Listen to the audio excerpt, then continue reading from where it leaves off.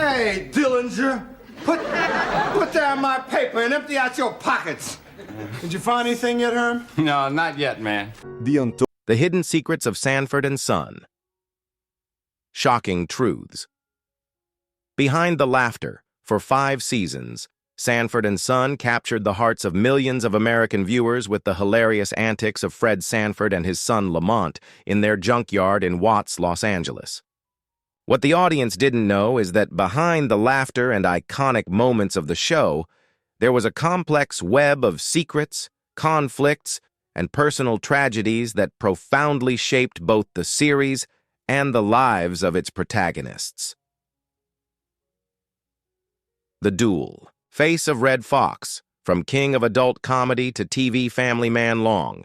Before Red Fox became the beloved Fred Sanford, he reigned supreme in the world of adult comedy as one of the most respected blue comedy comedians, a style of humor packed with explicit language and jokes intended exclusively for adult audiences. This radical transformation of his public persona represents one of the greatest reinventions in American television history.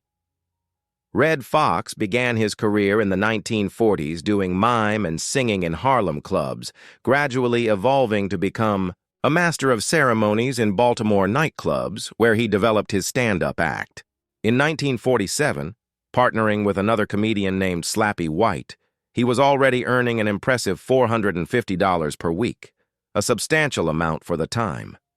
His big break came in 1964, when NBC host Hugh Downs saw him perform in San Francisco, and despite network executives' concerns about his blue humor, invited him to appear on The Today Show.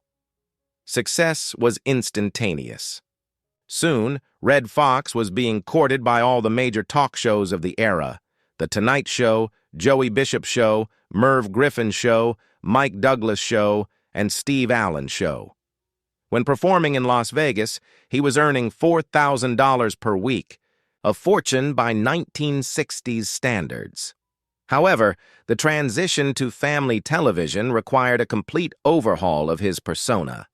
The man who once dominated stages with explicit humor now needed to channel his comedic energy to create a character that could enter the living rooms of American families.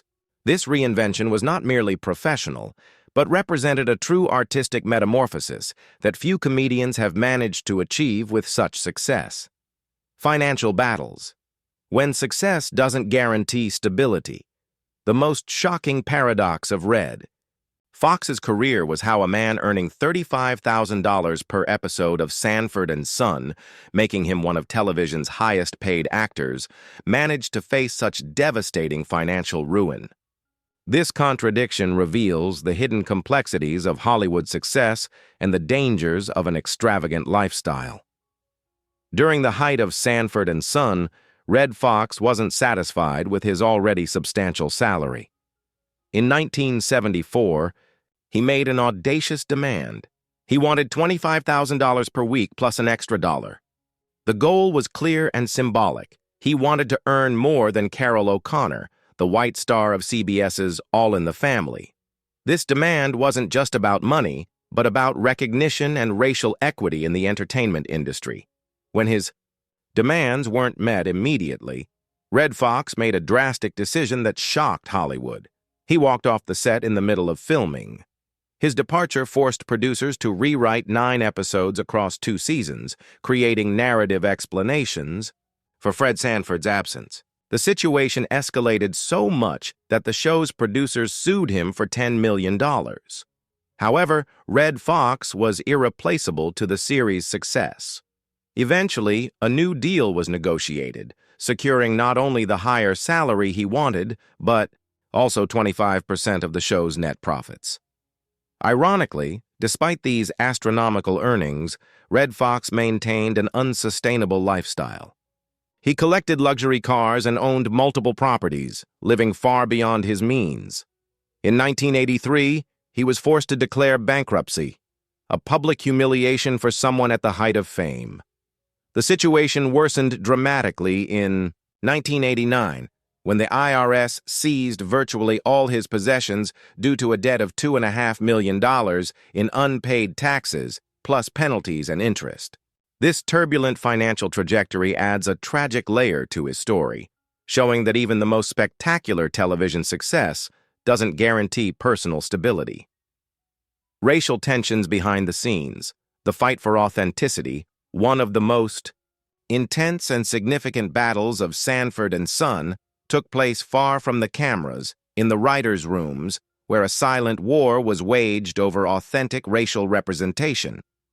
This struggle revealed the complexities and contradictions of 1970s American television, when the industry was beginning to address racial issues, but was still largely dominated by white perspectives. Most of Sanford and Son's writers were white, attempting to write stories about black life in Watts, one of Los Angeles's most emblematic African-American neighborhoods. Red Fox and the rest of the black cast frequently confronted these writers, declaring directly, "Black people don't talk like that," or "That's not how we act." These discussions became progressively more heated as the series evolved, revealing a fundamental clash between outside perception and lived reality. The most controversial moment of this tension occurred when Fred Sanford used a racial slur in a courtroom scene. Surprisingly, the studio audience applauded, but NBC executives were deeply concerned about possible repercussions. Red Fox insisted on keeping the word, arguing that he, as a black man, had the right to use it, even if others didn't. This bold and provocative position demonstrated how committed Red Fox was to maintaining the show's authenticity, even if it created discomfort or controversy. These behind-the-scenes battles weren't just about specific dialogues or situations, but represented a larger struggle for narrative ownership and authentic representation. Red Fox and his cast were effectively educating white writers about cultural nuances, slang, behaviors, and perspectives that couldn't be learned through superficial research alone. This dynamic transformed Sanford and Son into something more than entertainment. It became a laboratory for cultural authenticity in American television. Shocking.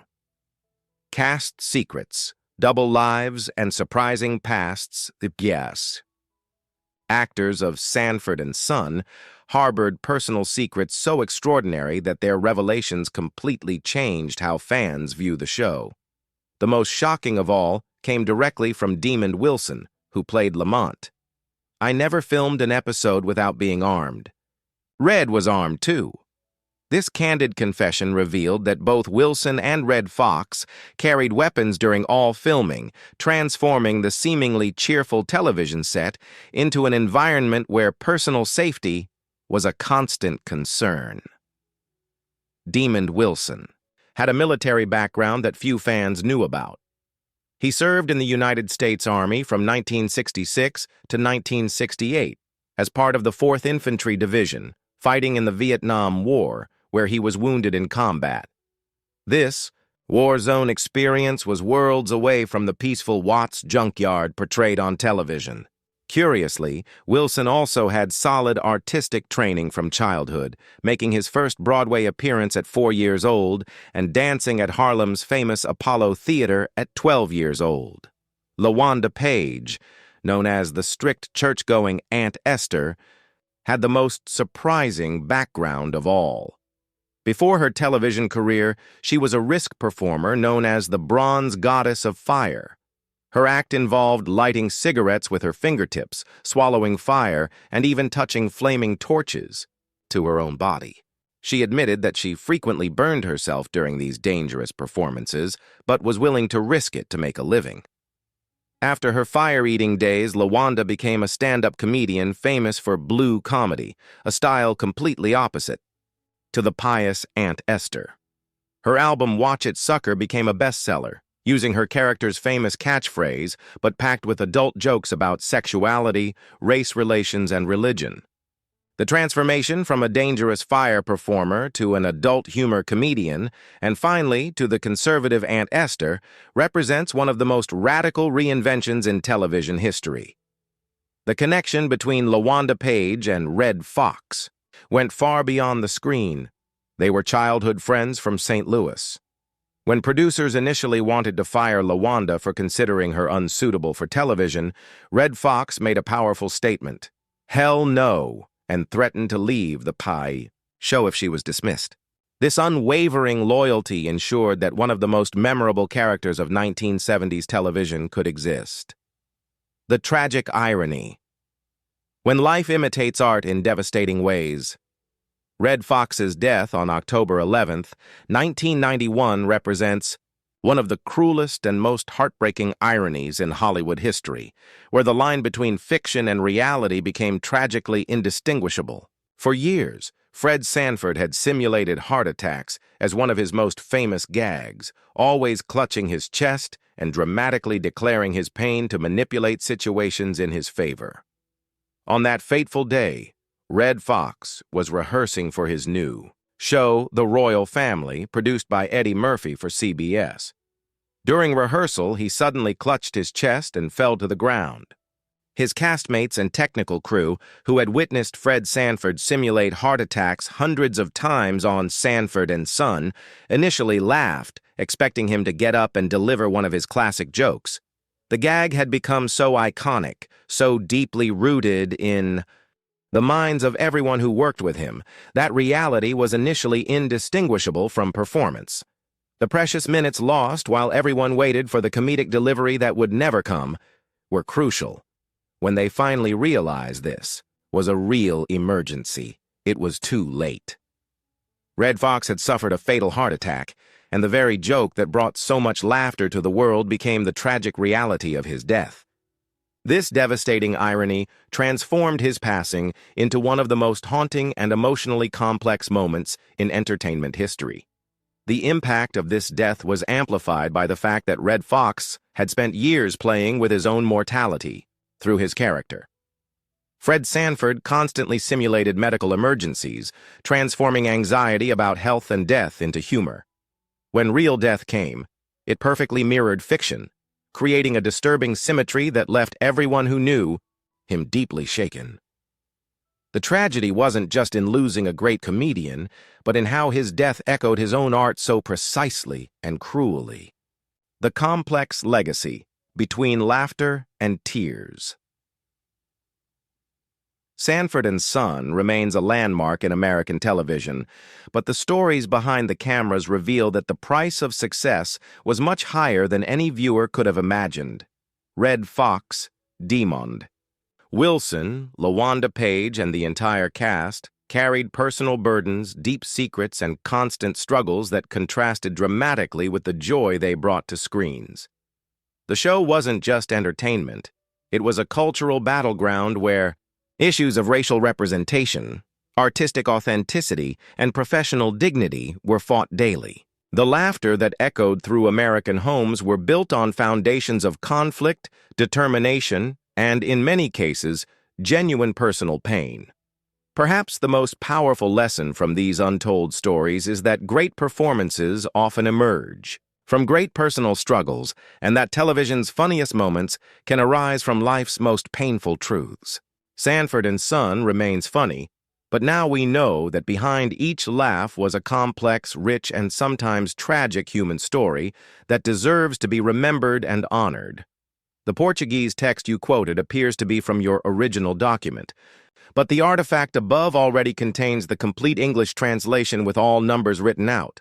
The entire article is now in American English as requested.